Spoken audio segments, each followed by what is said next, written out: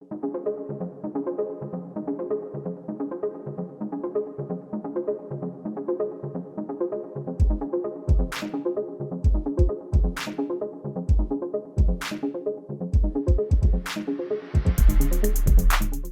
we get into the podcast, make sure to check us out on Facebook and Instagram at This Strange World Podcast and on Twitter at This Strange Pod.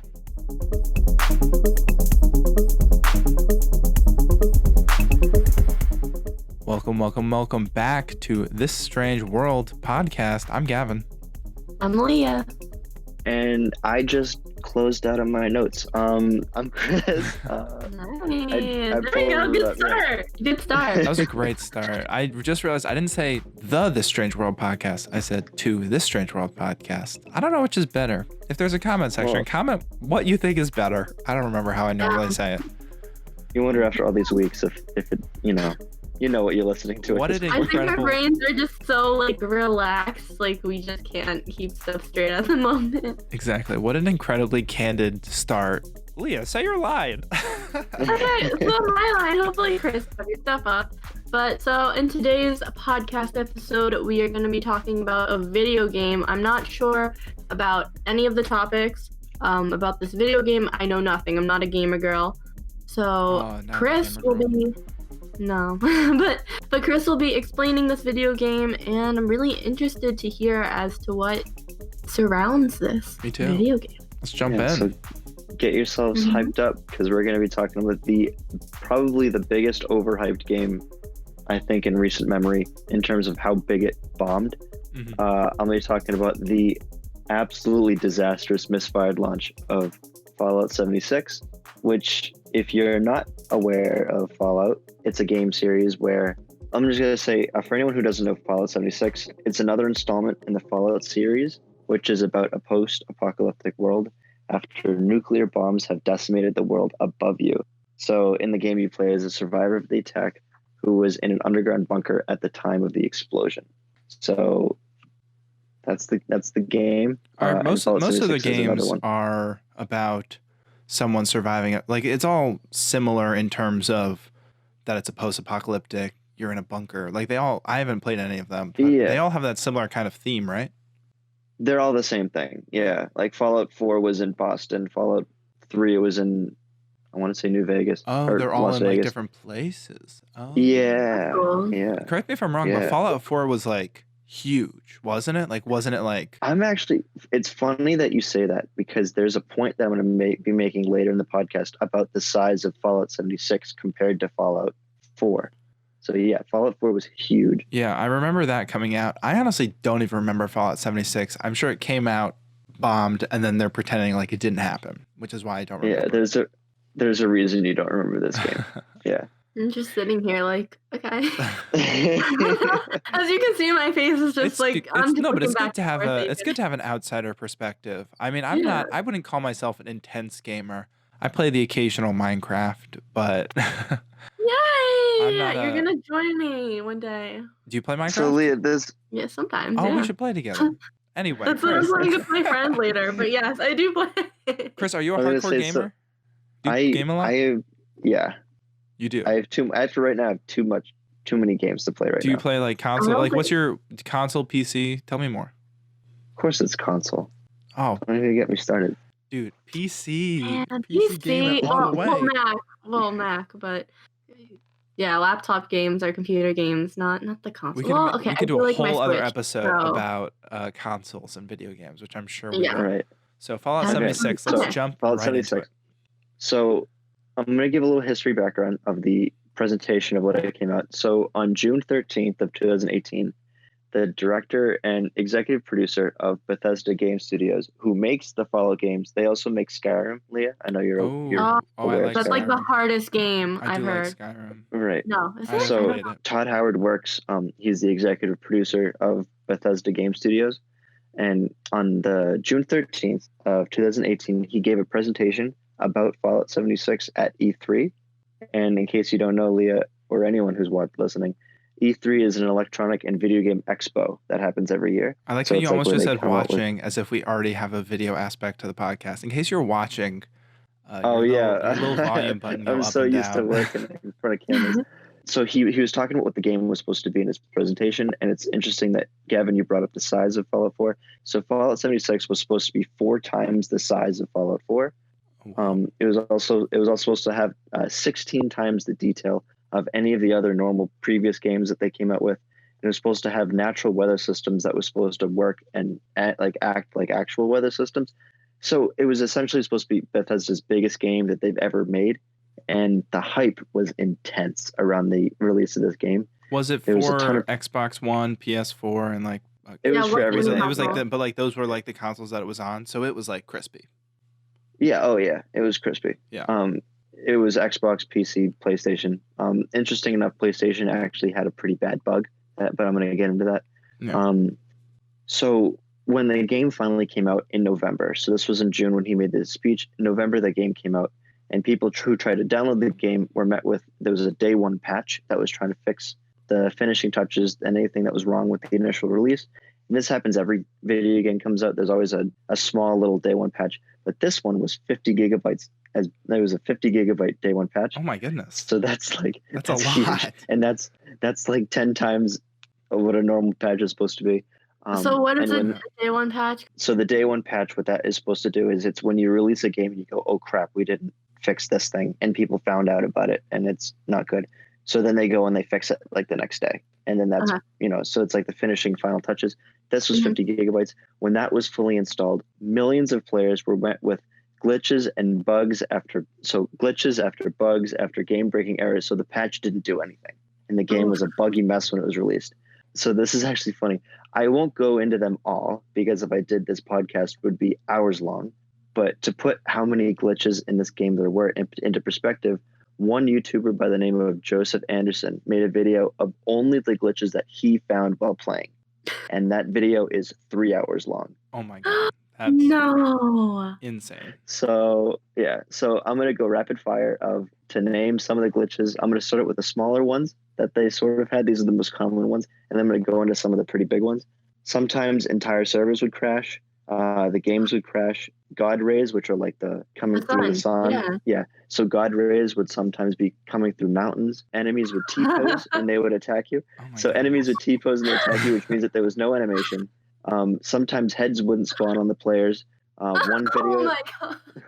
One video that I found was a man was walking into armor and he just disappeared. In the game, there was a type of weapon that's a nuke, and if you launched more than one nuke at a time, the entire server would crash. It was an only online game, so everyone had to be online. In the game, you couldn't use any nukes after December 31st, 2018, because they actually never coded any other years into the server. Was this an online game? This was an only online game. Yeah. Oh, this was an online multiplayer game. Yeah, this was like a big online. Weren't the other games like story modes and like not online? Yeah, so they were all the other games were single player. This was the first multiplayer one, which is kind of why they had a lot of problems with it. I mean, that's a lot of people logging onto like one server, kind of. Yeah, I can also imagine the hype of like all these Fallout fans, like then being able to finally like play with each other and like when I'm on Minecraft with like Chris or like my other friend, or like when it just like crashes, like it just the realm will crash or the server will crash. I get like upset, but I'd imagine like spending $50 on a game and having all these bugs. I'd be livid. I would be so livid. Just wait till you hear about the people that spent $200. Nah, that's a lot. So there were black voids that would sometimes overtake the map. Sometimes enemies would be invisible, so they'd attack you out of nowhere. Sometimes enemies would spawn too much. These were some of the worst ones that I found. Sometimes players would try to log on to their account, but they would actually be put into someone else's account. So one Redditor posted that he had a level 78 character that was randomly replaced by someone else's level 8 character, and that was all gone. Some players were given infinite ammo. One player was actually given invincibility, so he was just killing everybody. There were duplication glitches, money glitches, and this was the worst one that I found. Was a lot of players were met with an error on PlayStation that would corrupt the entire operating system. So they had to re-download both the PlayStation operating system and the actual game itself. It was corrupting the entire PlayStation operating system. Yeah. As in like probably other games too. Like what if you had downloaded other games? Well, they wouldn't touch those. It was just like your PlayStation would. Yeah. And sometimes if you had a PC, sometimes the PC would just not work. after this game run, and those are just a few. So, livid, man, livid. I mean, as much as you say those sound like they're supposed to be like the worst ones, but those sound like things that shouldn't have happened. Like, it's like, oh no, for as complex and as crazy as those are, those seem like things that like should have been like taken care of pretty easily. Like, those don't sound like complex things that are rare occasions. Oh no, these should have been fixed out when they were like months into programming this game. That should have been easily taken care of. So the entire game was a buggy mess, and Bethesda told these players that there was nothing that they could do. So in the case with the Redditor that he lost everything with the level 8 account, customer service told him in a pre-written email that they couldn't help him. And there's a reason that all of this happened. So the reason for all of this happening turned out mostly because of who was actually creating the game. So Bethesda's A-team of game developers was run out of Dallas, Texas, and the headquarters of the entire organization is in Maryland. But earlier in 2018, there was a failed game company called Battlecry Studios that was about to go out of business because they released a terrible game before Bethesda bought them, which meant that, and they gave them creative control of this game, which meant that it was a relatively new and inexperienced B team out of Austin, Texas, that was in charge of developing the biggest game Bethesda had ever tried to make. So it was just, I was talking to someone earlier, and they said it was like having your freshman football team play against state champions the year before. Oh my god! I'd be like, if you're making a game that's supposed to be so hyped, so good, why would you give it in the hands of like a B team? Like, would it, like Naughty Dog? You know, they do The Last of Us. I feel like they're A++ because their graphics are really good. Their plot, not Watchmen, Watch Dogs, which was also probably another overhyped game that didn't live up to the hype. It wasn't. But it's like you don't want to give such big projects to smaller companies that have had problems in the past, because I swear that will probably set you up for failure. I wonder if they didn't realize how. I mean, they obviously knew it was going to be big because of that it was in the series. How many games were in the series? Do you know off the top of your head? There's 1, 2, 3, 4. This is probably the 5th one because it was after Fallout 4. Yeah. So, I mean, it was already a part of this big series, and after the huge success of Fallout 4, that it is kind of surprising that they wouldn't have like their main team working on it. But I think it's really important, like I said, though, just you want to work with a really strong company that has had so much success and just put a game like this into that company. It just doesn't. It seems like a lot of these decisions were not thought out. Right? Come on. Okay. Anyways. It was also found that the production schedules were insanely rushed. So the team was met with insane demands to have it be 16 times the detail and 4 times the size of Fallout 4, while also being a relatively new branch for Bethesda. And it was also rushed into production with very strict and tight deadlines. So the game was, in a sense, insanely rushed to begin with. Doesn't it take like years? Yeah. Like so The Last of Us is like the only game I know. So from the time that The Last of Us, the first one, released to the new one, how many years has that been? That's been like 6+ years, something like that. Well, it depends when you're talking about how long does it take to make a video game, because you could have games like Madden that come out every year, or you could have games like The Last of Us that take like 4 years to make, you know? But I feel like Madden is like you also keep some characters as well. I understand like you're adding new characters and there's probably new moves and stuff. Again, I don't know much. But I feel, I don't know. It's okay. I was making a point and then I totally fell off. No, you're making a good point. Maybe you're a more productive member of society. You have better things to do. No, Leah's the type of person that would make a game that everyone loves, not like a cookie cutter Madden game. I mean, you're playing. Aren't you playing Animal Crossing right now? I am, and I'm playing Super Smash Bro Ultimate. Oh, I do like Super Smash Bros. That's good. Anyway, once you get Switch, we're playing. Okay. For sure. So, on top of this buggy mess of a game, Bethesda was also met with the reaction of these players and the feedback from reviewers on YouTube and media outlets. And the media torched this game. Eurogamer's review called it a bizarre, boring, and broken mess, also saying that it stripped them from everything they loved from a Fallout game. Damn. GameZone's review headlined it, calling it a failure on every level. And those aren't the only people to roast the game either. Audience reviews from Google posted a 2.6 overall rating out of 1,713 ratings, with the majority of them being 1-star reviews. What did you say, 2.6?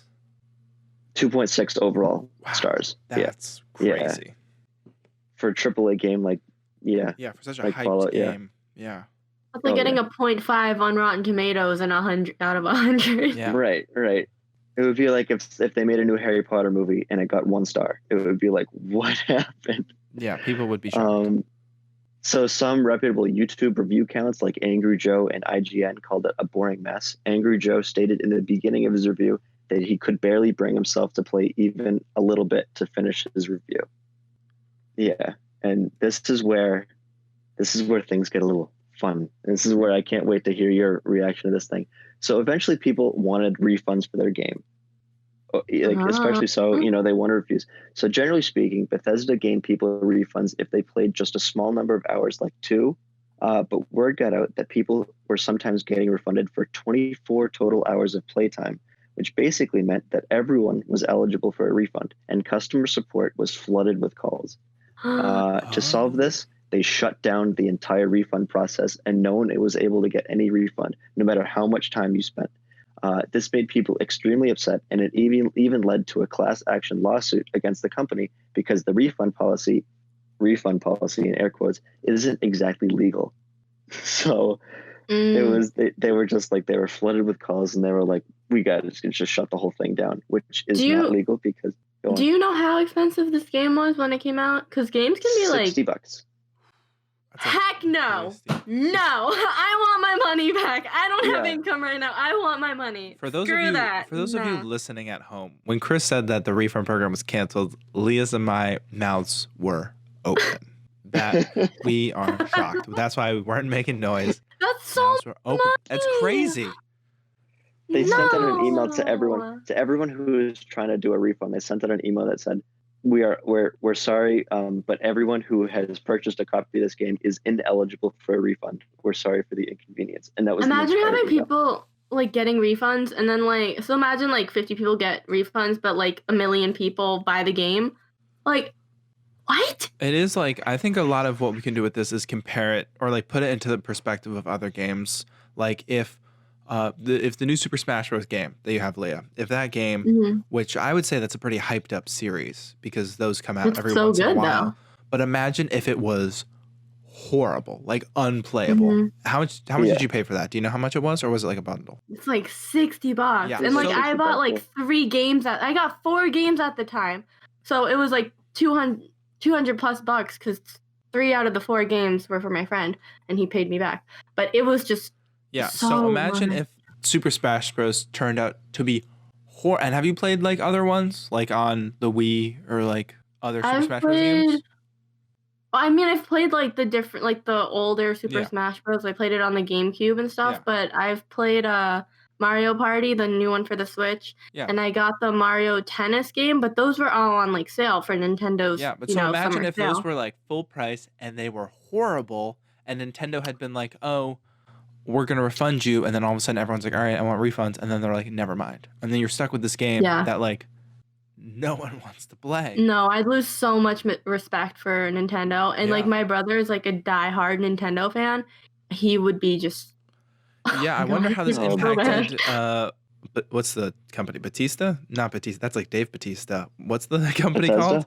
Bethesda? Yeah, I can only imagine, especially because Bethesda was like, it's not like it's a big company like Nintendo that's cranking out games. And I mean, it's not a small company, but if Bethesda disappeared because of this failed game, no one would probably notice. Like, I wonder how it impacted them as a company. I don't know if they have disappeared. I don't know if you have anything to say about what happened to the company afterwards. Oh, no, they're still around. But this is a huge stain on their thing, I'll get into that. By the way, this is just a little tip of the iceberg to this whole fiasco. There's more to come. I'm sure there is. So while Bethesda can tolerate the reviews and the bugs, they couldn't look away from the players who use the game to cheat. However, they failed miserably in their attempt to stop these cheaters.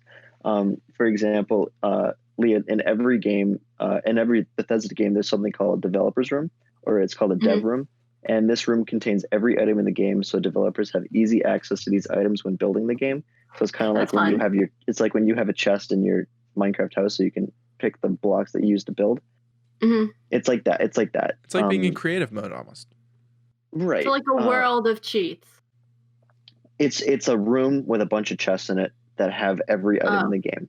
So if a player ever got in, they could take every good item in the game, and this is exactly what happened.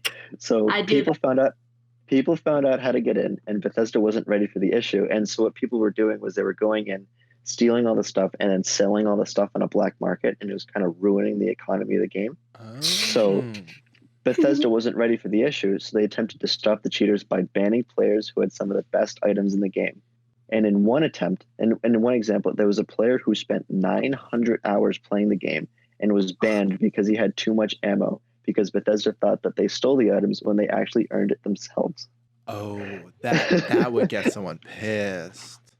And this is a buggy game at the time, so 900 hours of your time spent playing this game.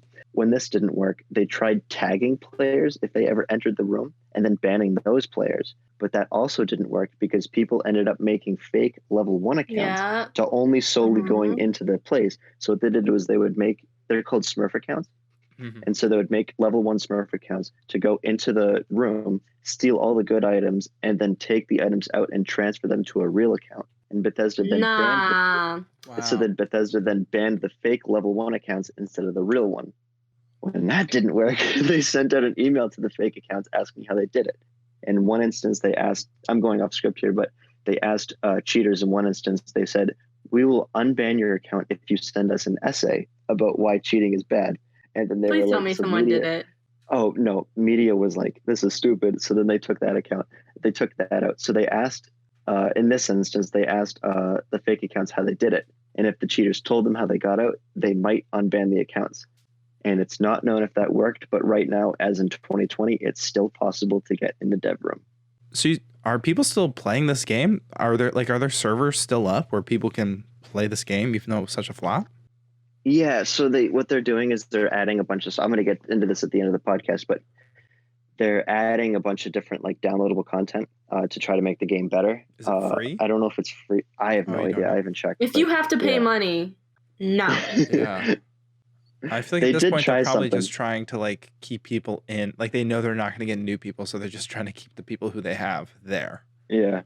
Interesting fact about Leah, you know how video games are $60 and then they decrease over time? The Nintendo's doesn't. Are you serious? Nintendo's doesn't. Over time, usually after a couple of years, they decrease the price. This was after a couple months, they released the price down to $40, and then it was down to 30, and then it was down to 10, and then it was free, and then they were basically it's worth 50 cents. If you're gonna have so much problems, if you're gonna have all these problems, honestly, it should be free.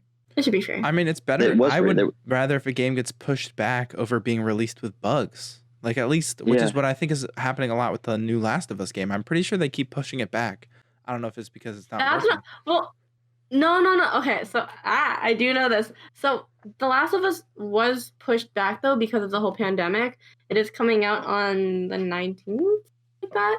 But it's just because all this stuff was happening that they wanted a lot of people they wanted it to be an exciting release, but they couldn't really do that in such a horrible time. Yeah. So that was, and then you have the leaks. But there are definitely a lot of other games that have pushed back their release because they're just not ready, which I think is a very understandable thing to do. Mm-hmm. And what they should have done with this. Yeah. No doubt about it. Yeah. Yeah, Chris, do you have the game? I don't know. Yeah, I have it. My brother got it for Christmas for me when it came out in 2018. I played it for maybe a week, and then I was like, "This sucks." I'm done. Was it immediately when you started playing it? Did you recognize that there were a lot of glitches and that it probably wasn't a great game? But then you just were like, "I'll just keep playing it," or I didn't. Was it eventually you were kind of like, you know what? As I keep going, this is kind of not a great game. I didn't see these bugs really because I didn't play long enough. Specific. Oh, bugs, they're people's necks would disappear and heads would stretch all over the place. Yeah, I didn't see any of that stuff. But again, we're only hitting the tip of the iceberg. This is probably my favorite part of the story of what I'm going to talk about right now. So I mentioned earlier that people spent $200 on this game. So we could pre-order the game for $200 and you'd get something called the Power Armor Edition, and this $200 into $200. Yeah, $200. No. So I mentioned that there was a class action lawsuit against the company about the refund policy. There was actually another lawsuit filed against them for something that was known in the media as the Duffel kerfuffle. So they didn't want to add. They didn't want to say Duffelgate, so they said The Duffel Duffel Kerfuffle. Kerfuffle. Yeah. So when the game was released, players could spend $200 for something they called the Power Armor Edition, and this included a helmet from the game, like a replica helmet from the game, toy army soldiers, an actual copy of the game, a map for the game, and a canvas duffel bag. So like it was a really nice, durable canvas duffel bag that had like a company logo on the side. However, when the game was released and the duffel bag came in, it wasn't canvas; it was nylon. So for people unfamiliar with these materials, nylon is a very cheap and easy to rip material that is nothing compared to the durableness of canvas. So people were obviously outraged because they'd spent $200 for a canvas bag and were given something not advertised, which is also illegal. People asked customer service, assuming a mistake was made, and they were given this email in response, and it's, quote, "We're sorry that you aren't happy with the bag. The bag shown in the media was a prototype and it was too expensive to make. We aren't planning on doing anything about it." And then, so this made players extremely upset, and it sparked an outrage in the community. Seeing the PR nightmare, Bethesda offered to give everyone 500 atoms, which is the in-game currency, to use in the Atomic Shop in return. And so the Atomic Shop is like, you can buy like different outfits for your person, different houses, different colors for your floor. It's like in-app purchases. But only 500 atoms is actually equivalent to $5. Oh my goodness. Nah. It's not even like giving like a. This isn't even fun, and this is just so. I can imagine, because I assume, was this outrage then after there was already outrage about how bad the game was, or was this like also on this is after. Yeah, this is after. So after they already get all this bad press from like the game's bad, then it's like, oh yeah, your like deluxe edition of like all these like other stuff, it's also a lie. Yeah, it's a nylon bag. Let me be the person to say, when stuff like this gets advertisement, when you can get like, a bundle, like 2 for 1 kind of stuff, I'd hop on that. So if I was like a big gamer girl, I would most likely spend the $200 to get this. Yeah. So if I would absolutely get the duffel bag.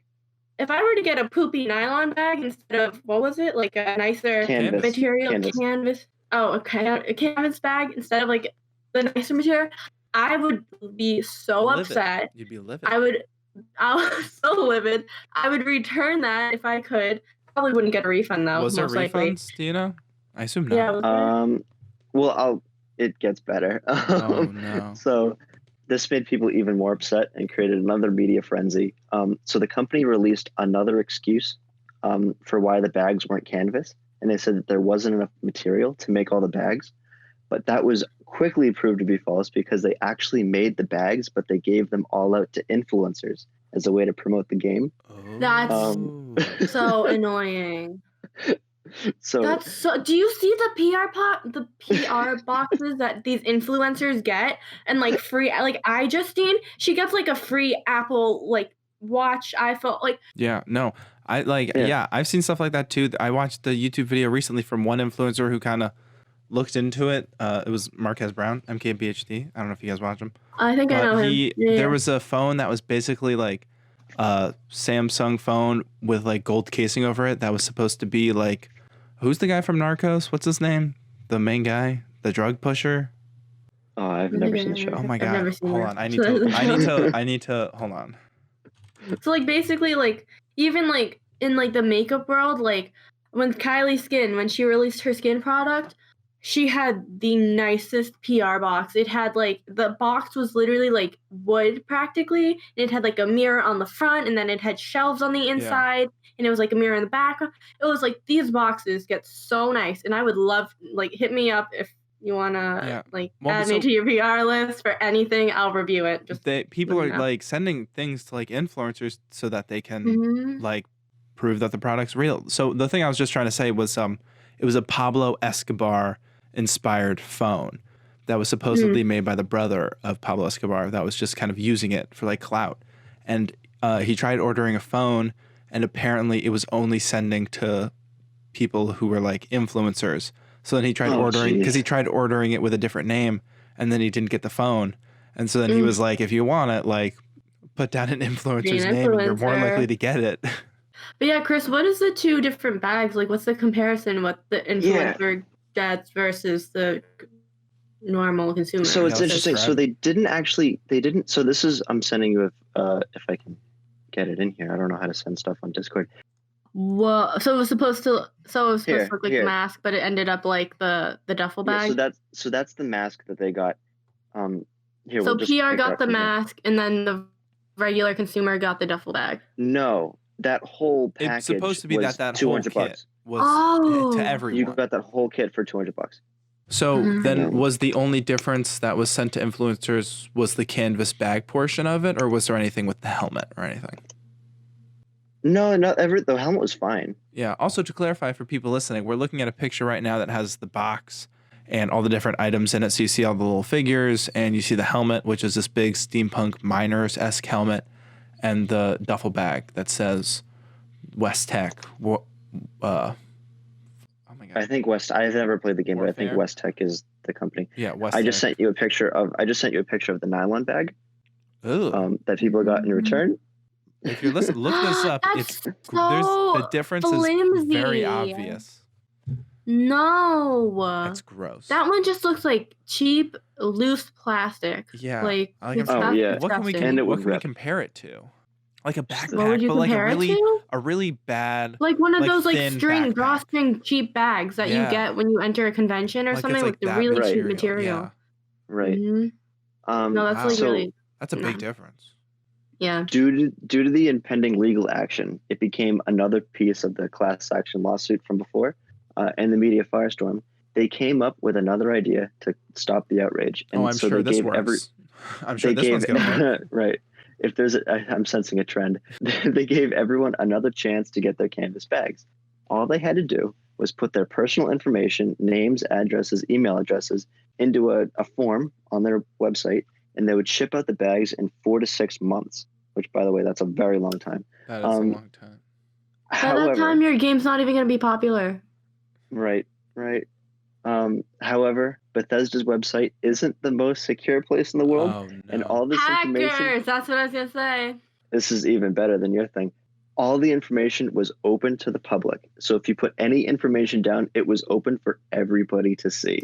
Oh my goodness. And so to solve this issue, Bethesda just shut down the entire website. Yo, just and do like a that was Google the end. Oh form. my god. I know. Well, Yeah. you know what?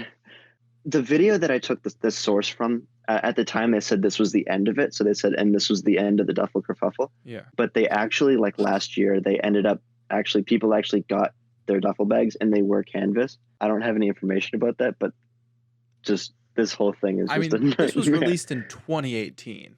And so Yeah. that's And by the end of time. 2019, they got their bags. Wow. Oh my Wow. god. I feel speechless. But Just we need to talk. everything about this game, about this company, is just going down the toilet right now. Is there anything good that comes out of this? Like, honestly. Yeah, Well, I'll let you be the judge of what's it. like is that it? Like that's No, the I ending? have another thing. You have I got another another story tidbit? for you.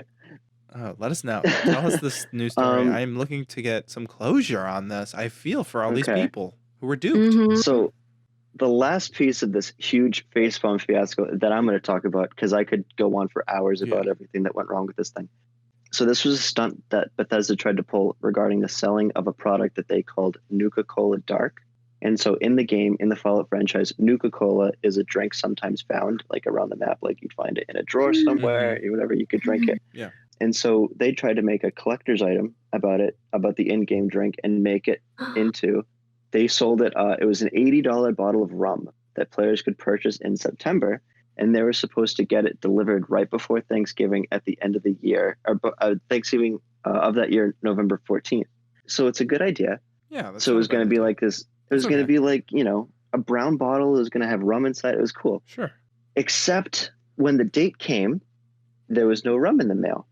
And people waited and waited to hear anything about it. And it took until December 5th for the company to finally say that they were shipping out the rum on the 12th. So December 12th. So this was a month later. So to keep the hype going, they sent out a promotional video showing the bottles being made.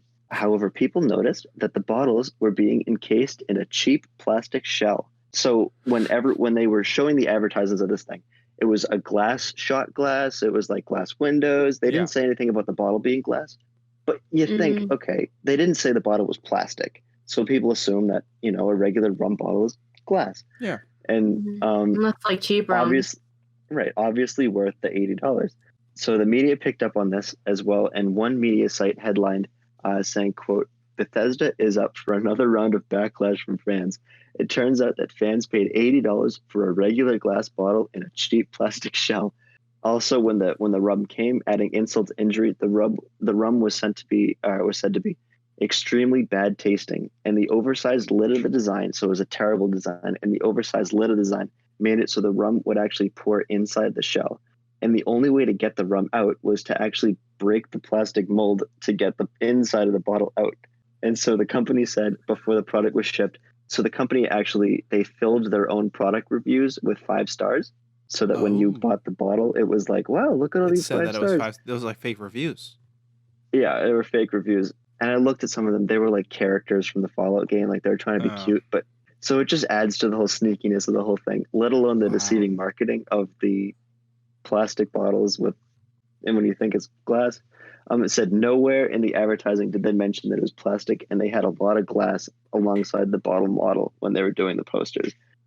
If your duffel bag fails, if your PR package fails, and then you're gonna give them another shot to try and get something that you would actually want, but then epically fail at that, would you really give them another shot? Video game crashes. You buy the $200 package, whatever thing, and you don't get the right type of material for your duffel bag. Like, really, you're gonna give them a third shot? I mean, if you're a diehard fan of the series, like maybe, and then I'm a diehard fan of like makeup, but if like a company fails again and again and again, like then 1 strike, fine. 2 strike, you're done. I think what I'm most interested in is where they're going from here. Like, I would be interested to know what they're working on, and if they're planning a new Fallout game. I don't know if I've seen anything released. Like, if they should probably wait a little bit, but I mean, if they release another one, it's got to be incredible.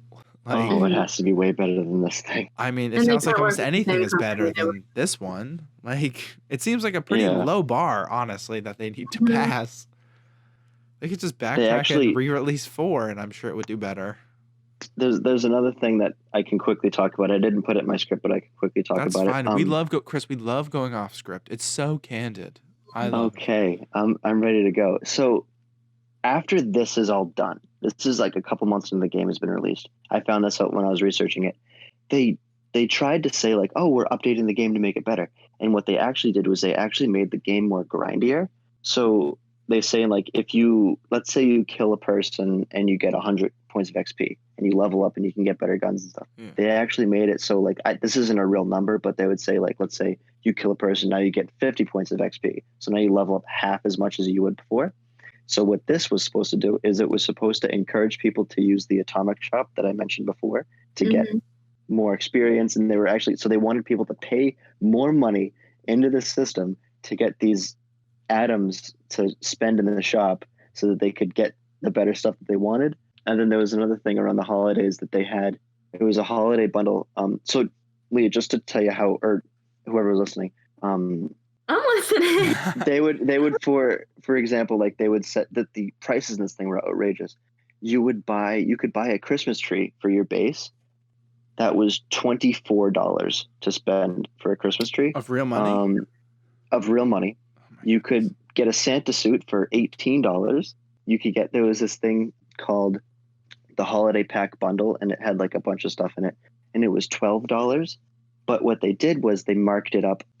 Around the holiday season, it was released as $12. But they said it was $24, and then they slashed the 24 and then put the 12 there, as if it was on sale. To encourage, like, to say, well, it's to think you're on sale and to think that there's urgency, so you have to spend it before it goes up to 24.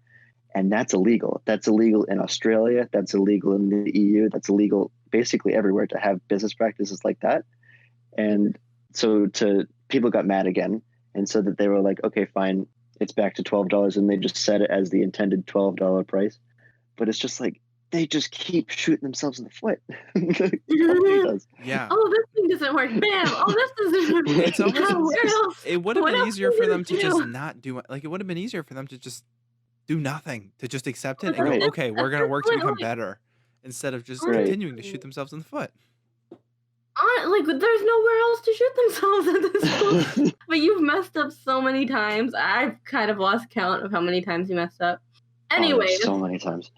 anyways, So between the glitchy and the buggy mess of the game, alongside the wrongfully banning of players who didn't deserve it, to the deceiving marketing to the duffel bag and the rum bottle, Fallout 76 was a huge PR nightmare for Bethesda and has become a dark spot for the company as a whole.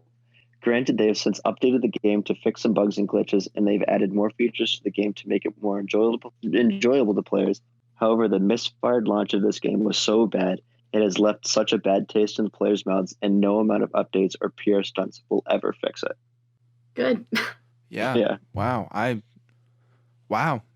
feel like I'm speechless, but we have to talk because it's a podcast. Again, I think the most interesting thing that I'm looking forward to is what they do from here. Like, do they have any other big franchises? I'm gonna look that up real quick. They're making an Elder Scrolls 6. Oh, you're right. So they had Skyrim, and now they're making a new Elder Scrolls. Yeah. Well, first of all, one thing that I didn't know is that it was founded in Bethesda, Maryland. That I assume it's named after where it was founded. Yeah. But it's in Maryland. I forgot. You did mention earlier that they also make Skyrim. So there's a lot of Elder Scrolls things that they've been doing recently. They made something or are making something called Starfield. I've never heard of that, but they made Dishonored. That's big. Doom. So they have a couple of larger series, but I mean Fallout is huge. It's probably one of their bigger ones. Mm-hmm. So yeah, it's disappointing to see a game like Fallout 76, which was supposed to be like this huge, amazing project, just completely fall flat. And literally every single thing that they did was wrong. Yeah. That's sad. Yeah, man. in terms of coming up, they're really focusing on Doom now. They also make Wolfenstein that they came out with that last year. Like 2 more Doom games, and then another Elder Scrolls TBD and another Wolfenstein. So it does not look like they have any Fallout game currently in the works. Wow. So after you heard about that whole thing, Leah or Gavin, whoever wants to go first, whatever. What are you going to take away from this whole thing? What was the most surprising thing from this podcast or story or from the whole thing? What was the most surprising? From the whole You can go thing, ahead, yeah. Leah. What do you think? Oh, okay. Epic fail, first of all. Definitely. And like I said before, I'm like one of those people that's really bad with money management and would probably hop on the train of buying that $200 starter pack, but just so many flops, and at one point you got to stop. You just, if you're gonna flop once, try and fix it. But if you're gonna flop, that was like what, 8 flops, 9 flops, That's a lot of flops. That's enough. That's enough. Yeah, I agree. I mean, it is admirable that they did have the devotion to their fans to continue to try to do something. I'm surprised it seemed like they still continued to cut corners as much as they did. Oh yeah. But I mean, they made the effort, which that's all that we need in these trying times. I guess it was like 2 years ago, but yeah, again, I'm interested in what the boardroom of people in charge of Fallout, what they're thinking of, because I assume this is not going to be the last Fallout game. It's still a strong series, and as someone who keeps up mildly with different video game news, people, I think if you didn't buy or play Fallout 76, people have kind of forgotten about it at this point if you don't remember all the drama. So I think within a few years, if they make a new game that is good, the Fallout series can have a comeback. Of course, I think original content's always great, but the Fallout series with the post-apocalypticness, that's fun. That seems like a fun time. So I as I keep saying, I think I'm most interested to see what happens with the Fallout series, because I would hate to see that this would be considered the end of the series. That would, I mean, as someone who's not even a fan, to see it end on a bad note would be horrible. I'm sure this won't be the end of it. No. I gotta agree with you on the point of of like they did try, to make it better, but security breaches of information and just like you're having people pay $60 for a game, which is a lot of money, and you have a big fan base, and video games are just it's a huge market right now. It's been a huge market ever since video games have released. Like we have the new PS5 releasing. That's gonna be massive, and like you can't make that design's a little bit gross, but also the new Xbox is releasing, and I mean, and are they making a new Xbox? Yeah, Yeah, they're it's making like a a new one. brick. It looks like a box It compared looks to like the a PS5 Oh, looking like that. a Yeah. I've seen Wi-Fi like little router. pictures. But like you can't let stuff like this flop, because if you have such a big fan base, they're honestly really relying on you to put out good content and just have it end or continue the story on a really strong note. The thing about, for me, surprising is in all the sources that I went through and all the videos that I was going through and the articles I was reading about this whole thing, I cut a lot of stuff out because I didn't want this podcast to go on for like 2 hours long. There's still more stuff that they did that didn't end well for them and that didn't work for them. I just kind of picked the bigger ones that I thought was like wow, and that would get a big reaction from you guys, which it did. I think when you're saying that they're trying, I think that this was such a PR disaster that they're essentially kind of forced to have to make it better, because if they don't, then, and they just say like, well, sorry, we're going to put this away, then you're kind of giving the finger to the people that spent 900 hours to play this game, and they're the ones that are, I mean, I think the guy kind of just played. I bet people have played close to the 900, but if you spend 900 hours on a video game, wow, you need to, devoted to it. Like, yeah, I don't know. There's some YouTubers that like their channel is based off of video games, and sometimes they'll try and break records for longest stream on a video game. It's a lot of time. Chris, as the person who did all this research about it, what do you think is like your biggest takeaway, even knowing all of that extra information? I know you've touched upon it a little bit, but as some kind of final thoughts wrapping everything up, what is your takeaway from all this? And especially as someone who played the game. Yeah, well, I mean, I wouldn't say I played the game. I played the game for like a week. I maybe. We never heard of the game, so there's a difference. I just think it's just, when I was looking at this and when I was hearing about it, and for the first time, I heard about this a while ago for the first time, but when I heard about it, and I had the idea of the overhyped games with this game in mind. Like, this was the quintessential overhyped game. I just can't believe a company would shoot themselves in the foot this much and then continue to shoot themselves in the foot when their backs are against the wall. Like, they have 2 lawsuits going against them. They have media are lighting them on fire, and like with the duffel bag thing, they came out when their backs are against the wall with another lie, saying that there wasn't enough canvas to make all these bags, even though they made the bags for the influencers. It's like, oh yeah, you can't. Yeah, you can't. They knew what they were stuff doing. Up. Like, that's not a mistake. That's oh my you god, did it on purpose. Doesn't that make you want to be an influencer though? Oh, for sure. Yeah. Get the good stuff, know? Exactly. Anyways, you were saying something, Chris. Sorry.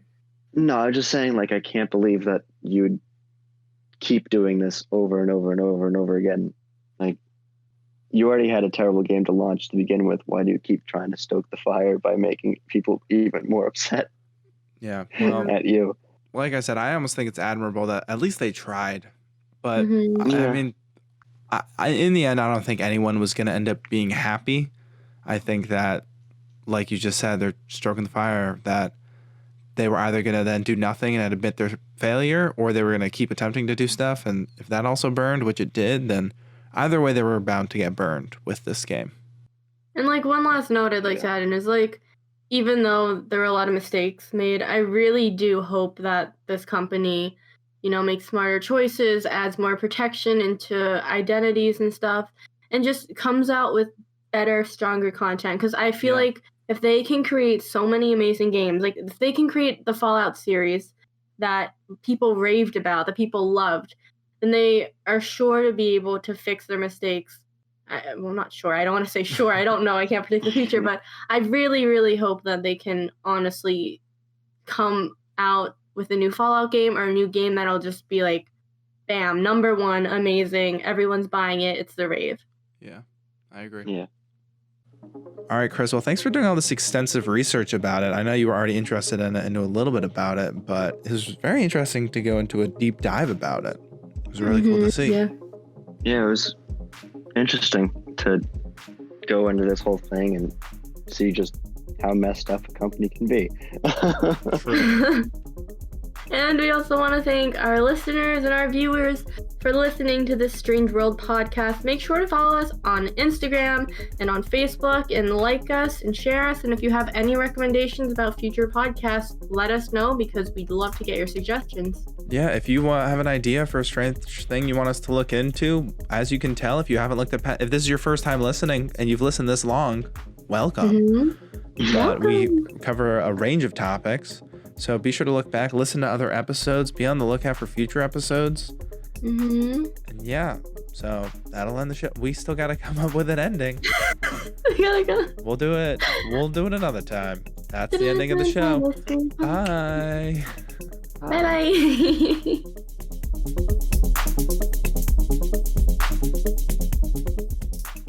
If you want more of This Strange World, you can listen to us wherever you get your podcasts, and you can follow us on Facebook and Instagram at This Strange World Podcast and on Twitter at This Strange Pod.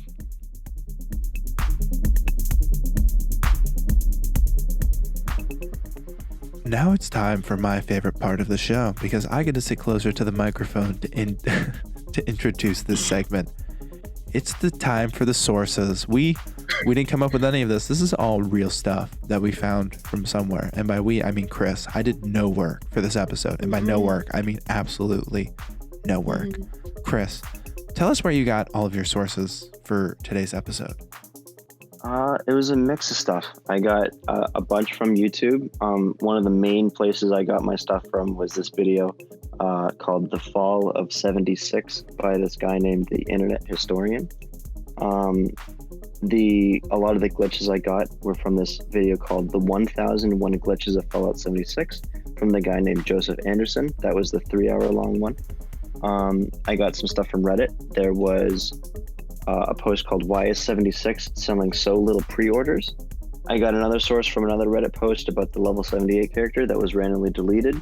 That was by a guy named Fatty Patty 1. Fatty Patty 1. The one information where I got what Bethesda Games in Austin with the B team was this place was from a Reddit also called Bethesda Games Austin. A lot of my media outlet headlines were from, there was one PC gamer called Fallout 76 player who spent 900 hours in game, says they've been banned. I got a source from Kotaku.com called $200 Fallout 76 edition promised fancy bag delivers nylon trash instead. And one of my last sources was altchar.com. Bethesda's $80 special edition rum bottles are made of plastic. Another source is Angry Joe, his review of Fallout 76 from YouTube. Eurogamer.com's review of the bizarre, boring, and broken mess of Fallout 76. GameZone's review, which headlined it failure on every level. Those were where I got those headlines from those two websites, Eurogamer.com and GameZone.com. Tons of great sources. I would say let's put all these into Word format for future episodes, but I do really like getting close to the mic for the intro of it. Really close. Well, if you enjoyed listening to the source, if you've listened this far, thanks. Thank you. We already did the little outro. This is like the epilogue outro. Great. Well, thank you, be Mommy. sure to tune in next week. Have a good one. Love the awkward endings.